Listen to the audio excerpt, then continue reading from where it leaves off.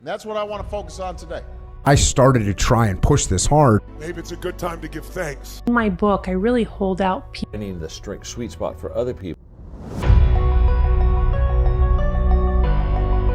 Equipping Oh, them to do absolutely, them. absolutely. And what I found is successful people are really good at finding their gifts, getting in their gift zone, and then just really staying there and becoming successful.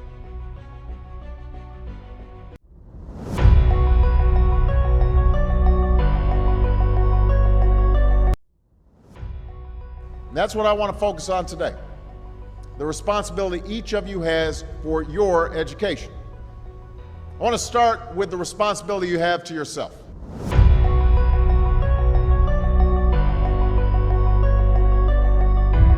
Every single one of you has something that you're good at.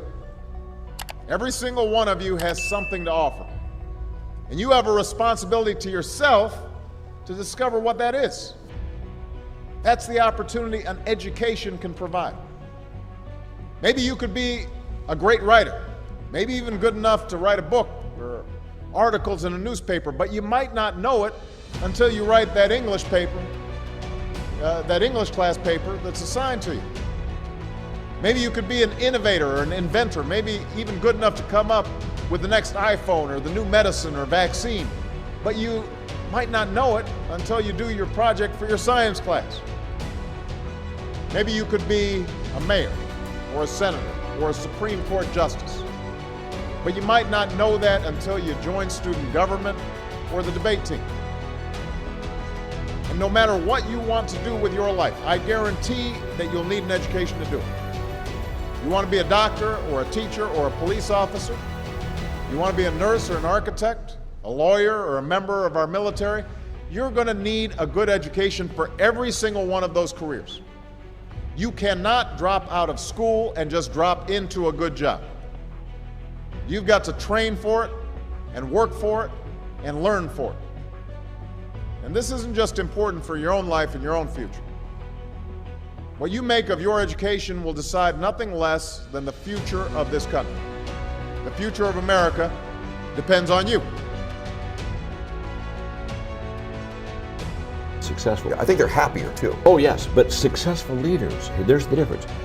Successful leaders have the ability of what you just described, Ed, of finding the sweet spot for other people and getting them in that sweet spot. And that's where the return is. That's right. I bet my life, after I discovered what my strengths were, now I'm just helping other people find their strengths, because there's nothing more empowering to a person than to find out that they are good at something and then being equipped and taught how to do it well. And that's out of my book, The 17 Laws of Teamwork. And basically, that chapter is about the fact that good leaders have the ability to make things happen. And so when people look at me and they say, okay, John, I'm looking for maybe a potential leader, what's the first thing I look for? The first thing I say for them to look for is, look for somebody that makes things happen. Yes. Because but there's a whole bunch of people, they're wondering what happened. You know what I'm saying? And they're not the one you want to recruit. Right. So I say, go find, because here's what I discovered. If you can make things happen for yourself, you now have the credibility to make things happen for other people. If I'm not successful, there is no appeal for you to follow me. I tell people all the time, success is the credibility of a leader to lead. Because you think about it, nobody ever said, oh my gosh, I got it. I'm financially in deep weeds. Oh my gosh, I think I'm going to go call my buddy Joe. He's been bankrupt 3 times. Right. Hey Joe, no, you don't follow Joe. Joe's been bankrupt 3 times. You got to go find somebody that's successful with money.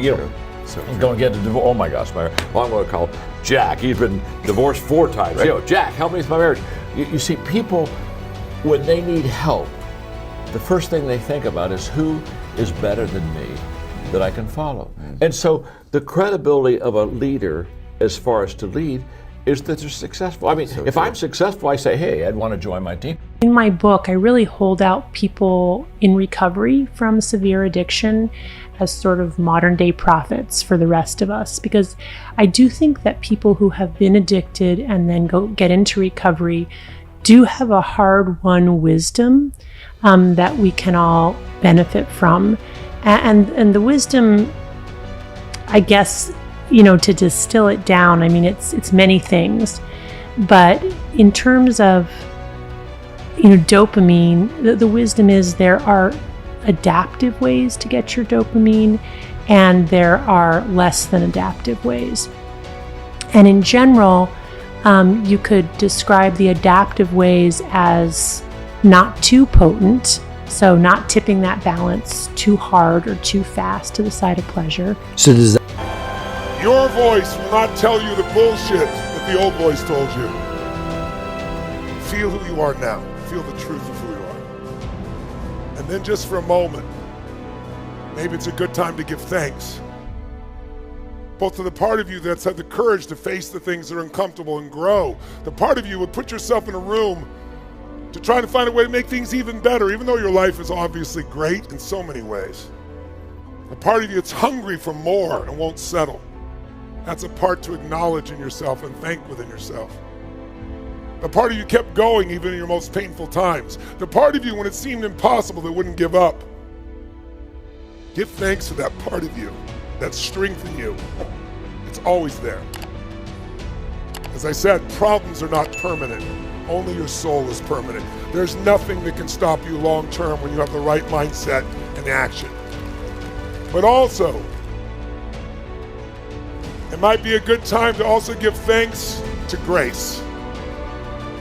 I started to try and push this hard, I started going up my chain of command, and one of the things that I bring up the chain of command was Hamburger University. And Hamburger University, if you don't know, it's up in I think it's in Schaumburg, Illinois. But if you're going to run a McDonald's, you've got to go to this course, and it's like a 6-month school that you go to.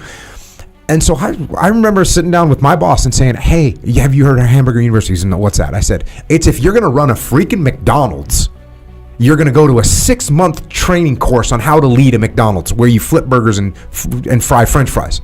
And we've got guys that are going to go out and oversee combat operations and have lives at risk, and we give them, they don't go to any school. This is a problem. And part of the problem is because we're a victim of our own success. So, hey, hey, Jocko, you just went on deployment. You came back. You did a good job. You were in charge. Okay, so what we're doing is working. And, hey, this other guy, Leifa, you did good. You got mentored and you got trained up. So that what we're doing, the on-the-job training works. And it does work sometimes. But it also fails sometimes. And so now we find this in every industry. Hey, we got Echo Charles here. He's a good salesman. In fact, he's our best salesman. Let's put him in charge of sales. Well, what does he know about leadership? He knows how to sell stuff. He doesn't know anything about leading. Oh, we got Echo Charles here. He's our best mechanic. Okay.